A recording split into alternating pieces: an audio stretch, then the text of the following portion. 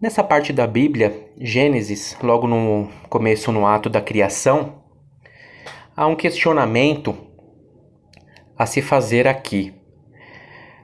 Logicamente, as pessoas pegam, quando leem Gênesis, a criação do homem, da mulher, como Deus criou tudo, as pessoas apenas leem. Muito difícil as pessoas pararem no texto e fazerem um questionamento lógico sobre a possibilidade do que está escrito. Mas vamos fazer isso aqui só para levantar um questionamento sobre o começo da queda do homem.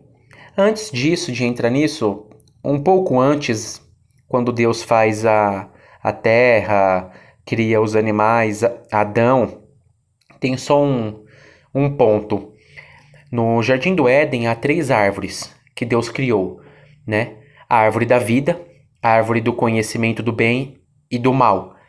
Dependendo da interpretação, você pode dizer que houve 2 árvores, a árvore da vida e a árvore do conhecimento do bem e do mal. Do bem e do mal, então, poderia ser uma árvore só, né? Depende de como você entende, né? Ou 3 árvores, a árvore da vida, do bem e do mal, ou a árvore da vida e do conhecimento do bem e do mal, sendo uma árvore só. Mas, ok. O questionamento primeiro: qual o sentido e o motivo de Deus criar um jardim, o Jardim do Éden, e colocar nesse jardim uma árvore que detém o sentido da vida, que mais pra frente você vê que a árvore da vida dá a imortalidade, né? E, e a árvore que dá o conhecimento do bem e do mal. Não haveria uma forma melhor para isso? A primeiro que ninguém é imortal. Ninguém é imortal, né? Então, assim, por qual motivo Deus criou uma árvore da vida, se ninguém teve acesso? Ele já bloqueou isso em Gênesis mesmo, depois que Adão e Eva comeram do fruto do conhecimento do bem e do mal. Qual o sentido de ter uma árvore da vida, já que ela dava a imortalidade? Qual é o sentido de Deus criar uma árvore do conhecimento do bem e do mal, dando frutos para isso? Isso a pessoa já não adquire o conhecimento do bem e do mal ao longo da vida, ao longo das gerações? Você já questionou isso antes?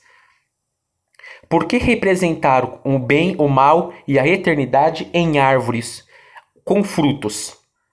Você já questionou isso antes? É uma pergunta simples, mas isso não tem sentido em existir. Um pouco mais adiante, só um fato curioso, que é quando Deus traz os animais criados a Adão, e aí Adão dá nome a todos os animais, né?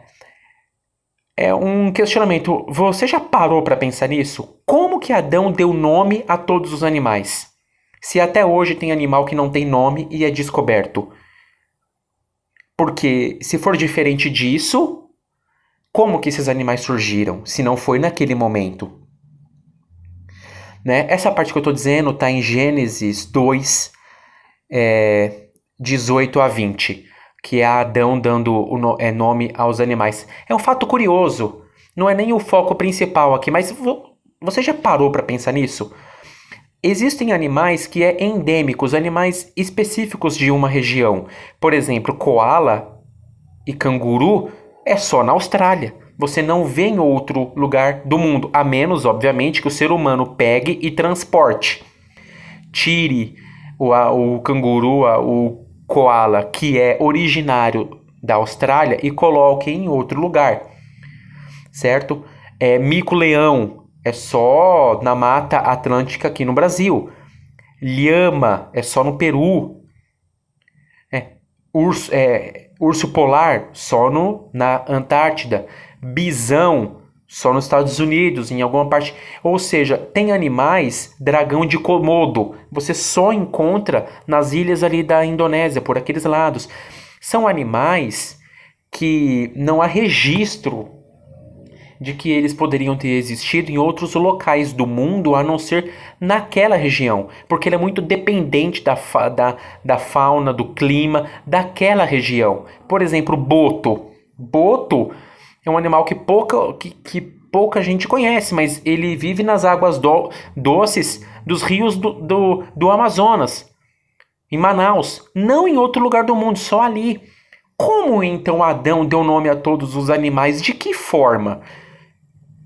Por exemplo, Deus colocou todos os animais, levou todos os animais ali, e Adão disse: esse vai se chamar zebra, esse vai se chamar canguru, esse daqui vai ser uma águia, esse daqui vai ser um urubu, esse daqui vai ser um pinguim. Não faz sentido. Nós temos registrados mais de 9, 10 milhões de animais. Eu não sei o número exato, mas gira em torno disso. Como que ele deu nome a todos esses animais? É só um fato curioso que está no Gênesis, óbvio. E você já se questionou sobre isso antes? Como é possível isso?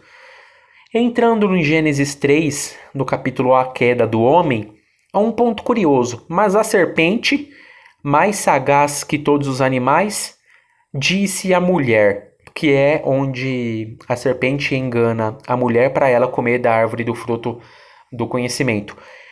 Eu te digo, você já parou para pensar nisso? Você já se questionou como a serpente é sagaz? De onde vem a sagacidade da serpente?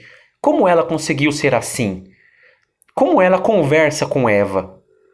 Como a serpente sabia que Deus havia dito para não comer do fruto? Certamente você pode me dizer que a serpente ela estava escondida e ouviu Deus falando isso para Adão. Ok, mas onde está o registro disso? Isso a Bíblia não fala. É uma resposta que você sente a necessidade de dar com base na sua fé para você responder os seus conflitos internos quando você começa a questionar algumas passagens que não condizem com a realidade. Não seria mais interessante a cobra falar para comer o fruto da árvore da vida? Que se comesse o fruto da árvore da vida, seriam imortais. Não só conhecedores do bem e do mal, mas como também imortais, se comesse do fruto da árvore da vida. É o que diz em Gênesis capítulo 3, de 22 a 24. Não é verdade? Como Deus, em sua onisciência, no ato da criação, não sabia desse pecado. Porque aqui é onde entra o pecado do homem, o desrespeito às regras de Deus, o engano da serpente. Mas não seria mais simples Deus, naquele momento, resetar tudo? Tirar a sagacidade da cobra, tirar a informação de que Eva foi enganada, ou criar um obstáculo para que isso não acontecesse. Se isso não tivesse acontecido, como seria o mundo? A gente não sabe. Então, como a nossa realidade hoje é essa, a gente se conforma com essa situação para justificar os pecados que existem no mundo. Mas você já parou para questionar isso? Deus, depois que Eva e Adão comeram do fruto, Deus os procurou no Jardim do Éden. Perguntou onde que eles estavam e questionou a Adão, onde esteve? Mas Deus é onisciente, ele já sabia de tudo. Não haveria necessidade. Mas só que aqui é um registro que, segundo consta, Gênesis foi o primeiro livro escrito por Moisés. Mas aqui era para dar enredo à Bíblia, é para dar enredo às Escrituras. Gente, naquela época, ninguém pensou que ia existir a Bíblia do jeito que ela foi feita.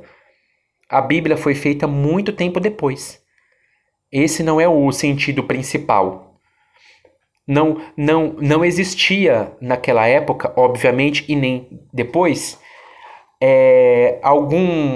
alguma preparação para hoje existir uma Bíblia. Então não é enredo, não foi Moisés escrevendo para que hoje que seja formada a Bíblia. Ele nunca pensou em formar uma Bíblia. Ele só deixou registrado que isso, segundo relatos, que foi Moisés quem escreveu Gênesis, segundo acredita-se, né? Acredita-se. Ainda no capítulo A Queda do Homem 3, 22. Então disse o Senhor: Eis que o homem se tornou como um de nós, conhecedor do bem e do mal. Como um de nós quem? A quem Deus está se referindo aqui? Já que ele não está falando nem com Adão, nem com Eva, aqui era quem? Era o Espírito Santo? Era a Trindade? Já existia a Trindade? A gente só foi saber da Trindade em registro bíblico mais lá na frente. O registro histórico, onde diz a Trindade, é muito longe do Gênesis.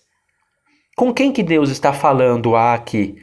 Mas o principal é: para que não estenda a mão e tome também da árvore da vida, e coma e viva eternamente.